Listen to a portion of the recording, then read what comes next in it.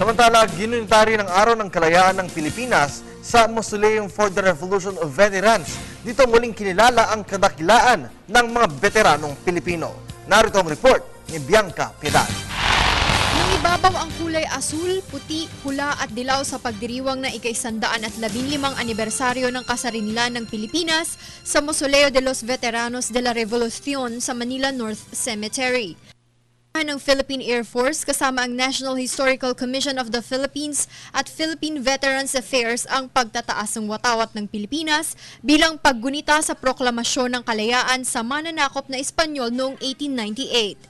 Sinundan ito ng panunumpa sa katapatan sa watawat at pag-aalay ng mga bulaklak sa Mausoleo ng mga veteranong Pilipino.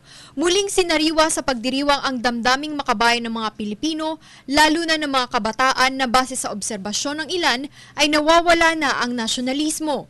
Subalit pinatunayan ng Boy Scout na ito na hindi lahat ng kabataan ay tila nakakalimot na sa tunay na halaga ng kalayaan. Para sa akin po, ang nationalism is to celebrate the freedom of our country and to give respect to those who gave their lives to protect our freedom. Sa murang edad, alam ni Justin kung paano niya maipapakita ang pagmamahal sa bayan at kung paano ito maipagtatanggol pagdating ng panahon. So are you willing to go in training to defend our country in the near future? Yes, you could say that. Why? Protect my country from bad people doing wrong things. How much do you love your country? I love my country so much that I will be willing to risk my life just to protect the nationalism of our country.